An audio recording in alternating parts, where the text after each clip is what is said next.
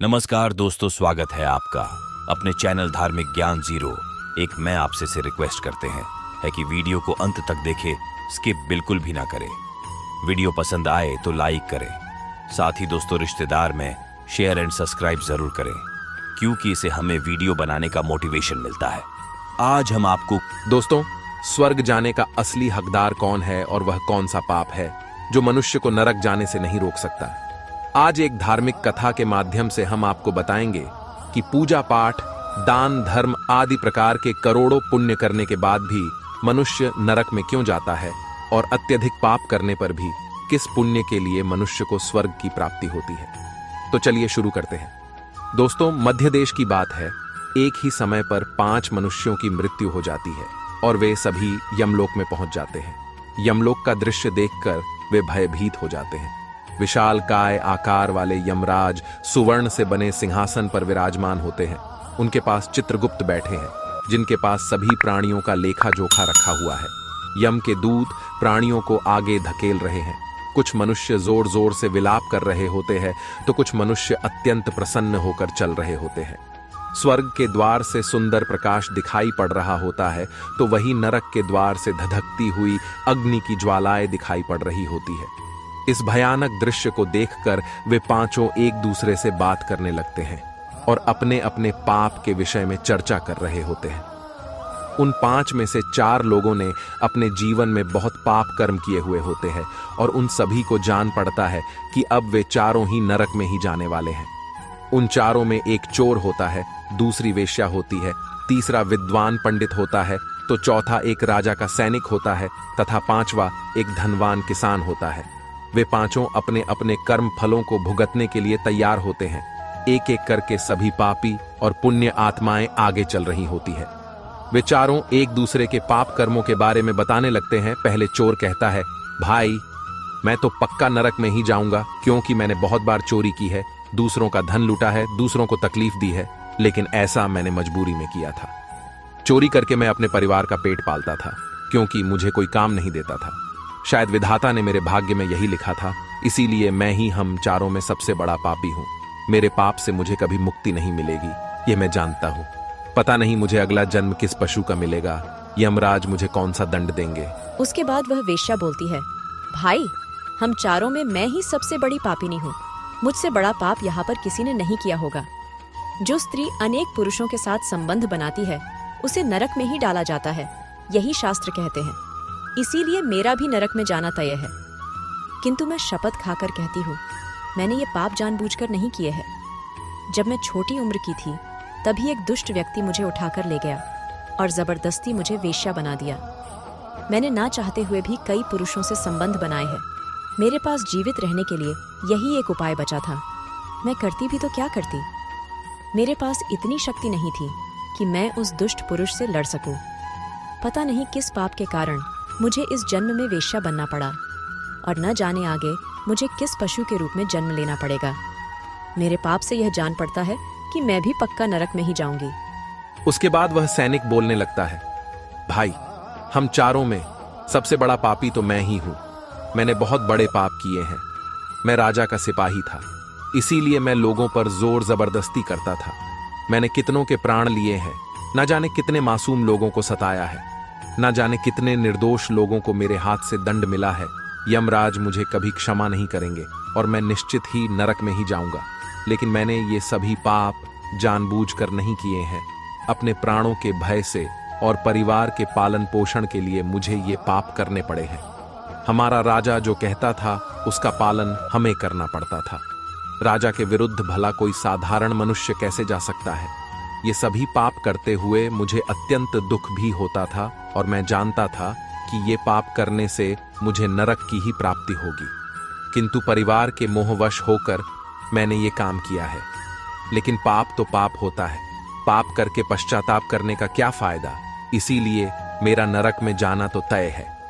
उसके बाद वह विद्वान पंडित बोलता है, भाई, हम चारों में से सबसे बड़ा पापी तो मैं हूं। तुम लोगों ने जो पाप किए हैं वो जाने अनजाने में किए हैं, या किसी ने तुमसे जबरदस्ती करवाए हैं या मजबूरी में किए हैं। किंतु मैं तो विद्वान था। मैं सब सत्य असत्य जानता था। मुझे सच और झूठ का ज्ञान था। लेकिन फिर भी मैंने धन के लोभवश ये पाप किए हैं। शास्त्र कहते हैं कि जो सब कुछ जानकर भी पाप करता है वह निश्चित ही नरक में गिरता है। मैंने अपने ज्ञान का दुरुपयोग किया है। मैंने अपने ज्ञान का उपयोग लोगों की सहायता के लिए नहीं बल्कि धन को कमाने के लिए किया है। मेरे घर की परिस्थिति अत्यंत गरीब थी। मेरे पिता भिक्षा मांगकर गुजारा करते थे, लेकिन मैंने अपने घर की गरीबी को दूर करने के लिए धन लेकर ज्ञान देने की चेष्टा की है। शास्त्र कहते हैं जो विद्वान ब्राह्मण अपने ज्ञान का दुरुपयोग करता है उसे निश्चित ही नरक में जाना पड़ता है। मैंने लोगों को ज्ञान देने के बदले में उनसे धन लिया है, कभी किसी को मुफ्त में ज्ञान नहीं दिया। इसीलिए आप चारों में सबसे बड़ा पापी तो मैं ही हूं और मुझे ही नरक में जाना पड़ेगा। उन चारों की बात सुनकर वह धनी किसान हंस पड़ा और बोलने लगा, तुम चारों तो इतने बड़े पापी हो कि तुम लोगों को नरक में जाना ही पड़ेगा। तुम लोगों ने घोर पाप किए हैं और इसीलिए यमराज तुम लोगों को कभी माफ नहीं करेंगे। यहां पर मौजूद मैं अकेला ही सबसे अधिक पुण्यवान हूं। मैंने अपने जीवन में बहुत पूजा पाठ किया है, ब्राह्मणों को दान दक्षिणा दी है, मैंने मृत्यु से पूर्व गाय का दान भी किया है और अब मेरे सभी पुत्र पौत्र मेरी आत्मा की मुक्ति के लिए बड़े कार्यक्रम का आयोजन कर रहे हैं। वे मेरे लिए श्राद्ध, दान, तर्पण कर रहे हैं, यज्ञ कर रहे हैं। इसीलिए मैं सबसे अधिक पुण्यवान हूं। मेरी 3 पत्नियां और 10 पुत्र हैं।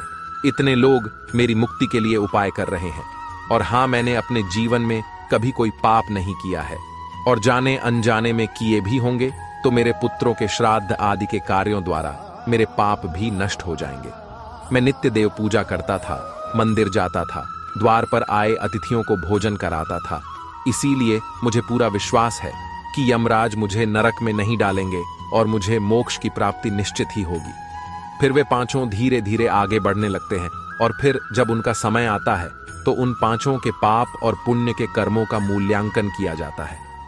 सबसे पहले बारी आती है उस चोर की और फिर चित्रगुप्त उसका लेखा जोखा निकालते हैं। कुछ देर तक विचार करने के बाद, उसके पाप पुण्य का मूल्यांकन करने के बाद यमराज उसे स्वर्ग में जाने के लिए कहते हैं। इस निर्णय को सुनकर चोर आश्चर्य में पड़ जाता है और बड़ी ही प्रसन्नता से वह स्वर्ग के दरवाजे की ओर चला जाता है। दूसरी बारी आती है वेश्या की। चित्रगुप्त उस वेश्या का भी लेखा जोखा निकालते हैं और कुछ देर तक विचार करने के बाद उसके पाप पुण्य का मूल्यांकन करके यमराज उसे भी स्वर्ग में जाने के लिए कहते हैं। इस विचित्र निर्णय को सुनकर वह वेश्या भी आश्चर्य में पड़ जाती है। उसे यमराज के निर्णय पर विश्वास नहीं होता है और वह बिना कुछ कहे ही बड़ी ही प्रसन्नता के साथ स्वर्ग के द्वार की ओर चली जाती है। फिर तीसरी बारी आती है उस सिपाही की। चित्रगुप्त उसके भी कर्मों का लेखा जोखा निकालते हैं और कुछ समय विचार करके उसके पाप पुण्य का मूल्यांकन करके यमराज उसे भी स्वर्ग में जाने के लिए कहते हैं। इस निर्णय को सुनकर वह सिपाही भी सोच में पड़ जाता है और बड़ी ही प्रसन्नता के साथ वह स्वर्ग के द्वार की ओर निकल जाता है। फिर चौथी बारी आती है उस विद्वान ब्राह्मण की। चित्रगुप्त उस ब्राह्मण के कर्मों का लेखा जोखा निकालते हैं और कुछ देर तक विचार करते हैं। फिर यमराज उस ब्राह्मण को भी स्वर्ग में जाने के लिए कहते हैं। फिर वह विद्वान ब्राह्मण विचार करता है, मैंने तो पाप किया है, फिर मुझे क्यों स्वर्ग में भेज रहे हैं। फिर वह भी मन ही मन प्रसन्न होकर स्वर्ग के द्वार की ओर चलने लगता है। उन चारों को स्वर्ग में जाता देख वह धनवान किसान बहुत दुखी और क्रोधित हो जाता है। वह सोचने लगता है कि ये कैसा न्याय है, इन पापियों को स्वर्ग जाने का मौका मिल रहा है, फिर मैंने जो पुण्य के काम किए हैं उनका क्या। पापी और पुण्यवान एक ही जगह पर डाले जाएंगे तो पुण्य करने का फायदा ही क्या। फिर उस धनवान किसान को यम के दूत जोर से धकेल देते हैं और कहते हैं, अरे पापी, तू आगे चल, तुझे नरक में डाला जाएगा, यमराज तुझे माफ नहीं करेंगे। यह सुनकर वह धनवान किसान भयभीत हो जाता है और कहने लगता है, मैं तो स्वर्ग में जाऊंगा, मैंने कोई पाप नहीं किया है। फिर वह धनवान किसान यमराज के सामने आकर खड़ा हो जाता है। चित्रगुप्त उसके कर्मों का लेखा जोखा देखते हैं और उसके पाप पुण्य के कर्मों का मूल्यांकन करते हैं तो उसके पाप का पलड़ा भारी हो जाता है और यमराज उस धनवान किसान को कहते हैं, अरे दुष्ट, तूने तो बहुत बड़ा अपराध किया है, तू तो नरक में जाने के ही योग्य है। इतना सुनते ही वह किसान थर थर कांपने लगता है और यमराज से कहता है, हे धर्मराज, यह अन्याय है। मैंने तो जीवन में कोई पाप नहीं किए हैं और पुण्य ही किए हैं। आप मुझे नरक में क्यों डाल रहे हैं? और मुझसे पहले जो 4 लोग गए थे वे तो घोर पापी थे। उन्होंने बड़े बड़े पाप और अपराध किए हैं। उन्हें तो आपने स्वर्ग में डाल दिया है। आप ऐसा अन्याय मेरे साथ क्यों कर रहे हैं? अगर ऐसा अन्याय होगा तो भले कौन सा मनुष्य धरती पर पुण्य करेगा। फिर यमराज कहते हैं, अरे पापी, तूने जो पाप किया है वह तो उन 4 के पापों के सामने कुछ भी नहीं है। तेरे एक पाप के कारण तेरा सारा पुण्य फल नष्ट हो गया है। यदि तूने यह पाप नहीं किया होता तो तू स्वर्ग में जा सकता था, लेकिन तूने यह पाप जानबूझकर किया है, इसीलिए तुझे नरक में अवश्य जाना पड़ेगा। उस चोर ने तो मजबूरी में चोरी की थी, किंतु वह चोर दूसरों की भूख मिटाता था, गरीबों को दान करता था। उसने कभी किसी निर्दोष और गरीब व्यक्ति के घर चोरी नहीं की। उसके पुण्य कर्म उसके पाप से अधिक थे, इसीलिए वह स्वर्ग में गया। दूसरी जो वेश्या थी वह अपने मन से वेश्या नहीं थी, उसे जबरदस्ती डाला गया था और उस वेश्या ने केवल अपने शरीर को पीड़ा दी है, लेकिन बाकी कार्य तो उसने पुण्य के ही किए हैं। वह पशु पक्षियों को रोज दाना डालती थी, जानवरों की सेवा करती थी, इसीलिए उसका भी पुण्य पाप से बड़ा था। तीसरा, वह सिपाही था जिसने राजा के हुकूम का पालन किया था, किंतु उसने भी बहुत पुण्य के काम किए हैं। उसने कई बेसहारा लोगों की मदद की है, इसीलिए वह भी स्वर्ग में ही गया है। और चौथा, वह विद्वान ब्राह्मण था। उसने अपने ज्ञान का दुरुपयोग अवश्य किया है, किंतु वह नित्य गाय की सेवा करता था, दान धर्म करता था, इसीलिए उसके भी पुण्य पाप से अधिक थे और वह भी स्वर्ग में ही गया है। इतना सुनकर वह धनवान किसान बोलता है, हे धर्मराज, इन 4 ने जो भी पुण्य किए हैं वो तो मैंने भी किए हैं, बल्कि उनसे ज्यादा किए हैं। फिर भी मैंने ऐसा कौन सा पाप किया है जो मुझे नरक में भेजा जा रहा है?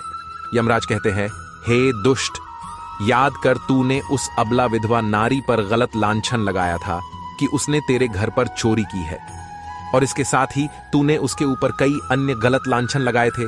उसे व्यभिचारिणी और वेश्या कहकर उसके चरित्र का हनन किया है, और राजा ने उसे सत्य समझकर उस अबला विधवा नारी को मृत्यु दंड दे दिया था।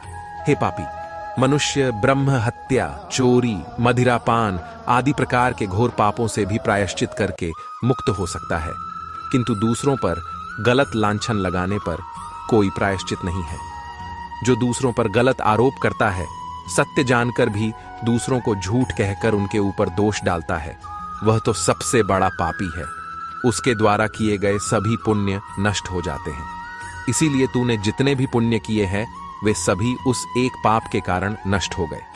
फिर यमराज यमदूतों को कहकर उस पापी किसान को नरक ले जाने के लिए कहते हैं, और वह किसान रोता हुआ, विलाप करता हुआ नरक के मार्ग पर चलने लगता है।